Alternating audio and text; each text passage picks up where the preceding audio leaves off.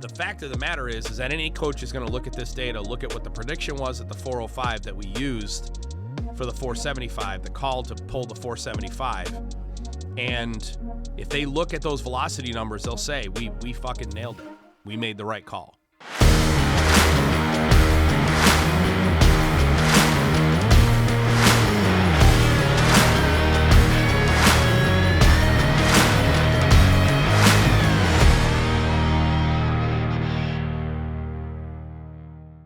All right, so what I'm going to do here is I'm going to use the, I've gotten a lot of questions about how we use the vision system for training purposes. So I have not been training deadlift.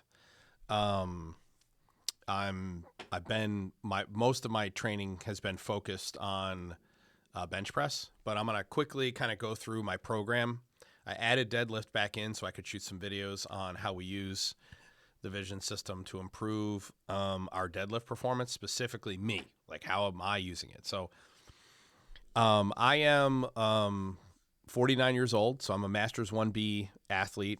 I compete in bench press, deadlift, generally push-pull. I've been chasing the Texas State bench press record, and so I haven't been deadlifting. However, I worked deadlift back into my program in this 6-week block. So in this video, what I'm going to do is I'm going to show you my last 2 deadlift workouts. I'm going to show you 3 lifts, all of them analyzed using the vision system. One is from about 3 weeks ago. So it was my last deadlift. I did a single. I did a 1-rep mat. I did a single at 405 pounds. What I was trying to do was gauge what is my 1-rep max using a 405 lift. I anticipated that because I hadn't been deadlifting, I was thinking my 1-rep max is going to be somewhere in the 450 range, give or take.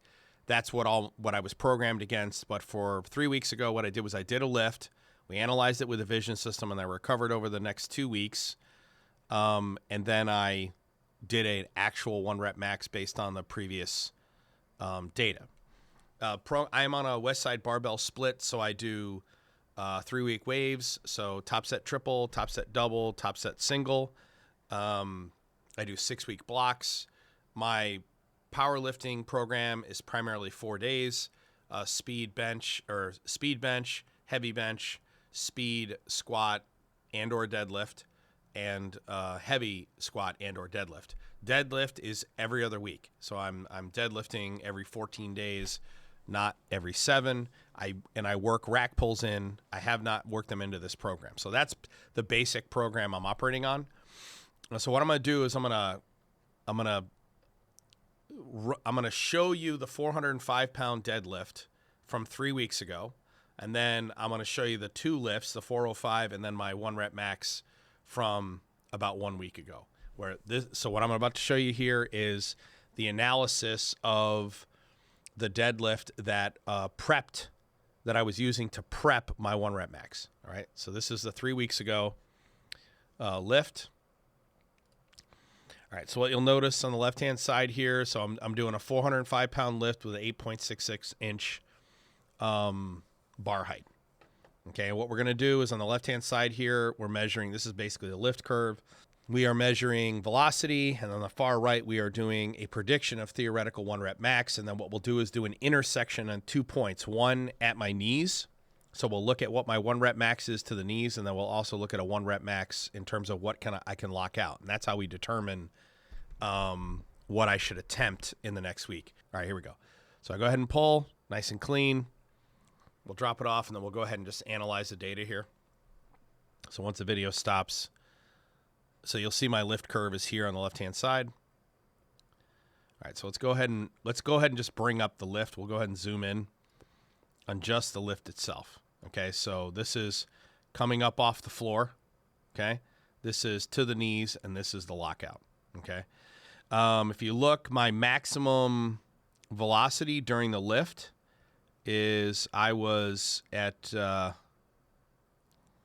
I peaked during lockout at 0.76 meters per second. So, and during the to my knees, I peaked at 0.54 meters per second. So obviously I'm slower off the floor than I am in lockout.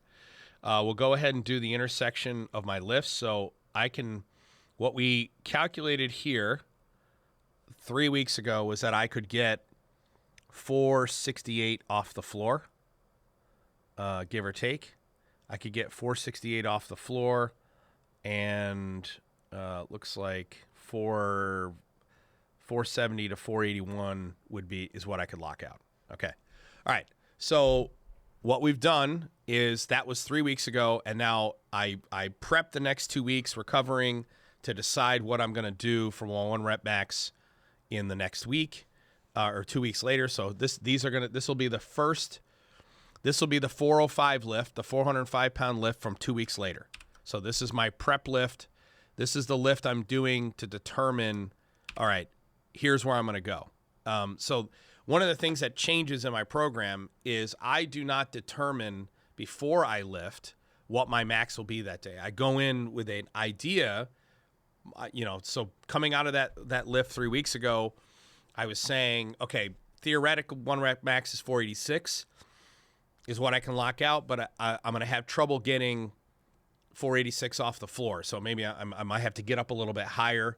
Remember, the vision system is determining based on the lift I did, not what am I absolutely capable, but based on what I did in that specific lift. If I were to lift exactly that same way again, I could get 468 pounds off the floor, and I could lock out 486. I actually went back and looked at the video, and I stood up a little bit early in the deadlift. So I knew it was not an optimal lift.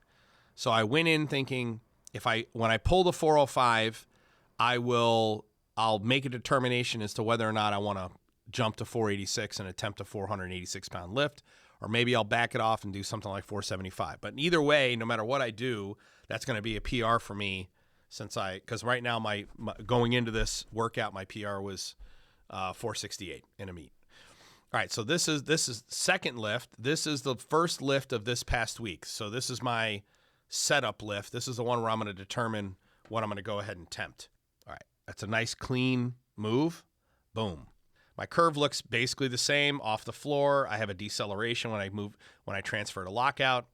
Let's go ahead and take a look at what my max velocity was. So I was actually faster off the floor. I had a point. Actually, I was about the same off the floor to the knees, 0.53 meters per second, but I actually peaked much higher. I peaked at 0.785 meters per second in the lockout on the 405. So I am definitely stronger. That was a better lift than in the 405 I did 2 weeks earlier. And then if I look at what my predicted 1 rep max was, so off the floor, I'm predicting I can get 479 off the floor, and I can lock out 515. All right, so when we looked at this data, I talked to Jared. You'll notice I was looking to my left. I was talking to Jared, who's on our team, and I told him what the data basically said, and we made a determination. Don't try to pull 486. Go ahead and pull 475. So the next video will be the PR attempt at 475 pounds, which I had never even tried to pull before. I mean, this is literally the first time I'm trying to pull this. So this is a 475 pound 1 rep max attempt. All right, so let's go ahead and fire this. All right, here we go. Down, move. This is the PR 475. All right, good lockout and drop. All right. So if you look at my lift curve, I was pretty excited actually. Interesting thing, I want to point something out here. I would not have attempted this. Without the vision system, I would not have attempted 475. Okay. All right, so here's our lift curve. So this is me off the floor. Let's go ahead and take a look at what our velocity was here. So very, very slow here. So I'm 0.23 meters per second off the floor. And I never get my velocity. The peak velocity is 0.28 meters per second. Okay. And then if we go and we look at our 1 rep max calculator, I actually was stronger. It says I could pull 505 off the floor. 495 off the floor, and I peaked at 505. So it says I've got a 505, 510 at the very top of the hips, but a 505-pound lift in me. All right, so my point is now after this, I've got a 2-week break, and then I come back in and I do top set triple. Okay, so what I'm going to do is I'll adjust my program based on a 505 one rep max. Even though I pulled 475, the vision system calculates me at 505. And so I'm going to pull a 505 one rep max, do my triple based on that calculation. Then the next 2 weeks later, I'll do a double based on the new calculations from the triples. And then I'll do a single based on those new calculations.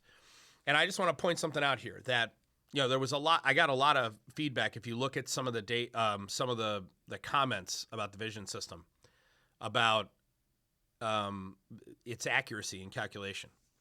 Well, remember what we are doing is we are essentially taking away using accelerometers to capture this data. But at the end of the day, and so there's what we've done is we've written algorithms that will take noisy data and clean it up to give us accurate calculations. But the fact of the matter is that any coach is going to look at this data, look at what the prediction was at the 405 that we used for the 475, the call to pull the 475. And if they look at those velocity numbers, they'll say, we fucking nailed it. We made the right call. The vision system's the one that did it, though. Not there wasn't a coach that had to make that determination. It was me and another athlete on our team looking at the data and going, okay, 475 is the pull I should make. Now, I want to go back to something that I had this conversation with Brian Shaw earlier this year when we had a chance to go train with him, and we were showing Brian his data from the 2022 Shaw Classic. And one of the conversations Brian and I had, and I don't remember if it actually made it in the final cut of the video, but we had this conversation about not lifting to failure, like never failing a set. So you can lift to failure where, say, I'm doing a triple and I fail the third rep, but never have a set, or the goal should be never have a set where you don't have at least one successful rep. And so when you're getting into a one rep max, you want to make sure you get that off the ground. And Brian was talking about how that plays into the mental game, that you don't want the failure in your head. You want to know when you go up there, you're going to yoke this. And I actually have changed my programming and the programming on our team so that we are never attempting one rep maxes for PRs that we don't absolutely know we can pull. And the reason why is so we don't get, especially in training, we'll do that in competition, but in training we're not going to, because we're also training our minds for success. That is actually literally what I just showed you there is literally how the vision system is used for deadlift. Same way I use it for bench press. It's the same way I use it for squat. And that's literally how it's used, how we use it in training. All right. So with that, like, subscribe, comment down below. Thanks for watching.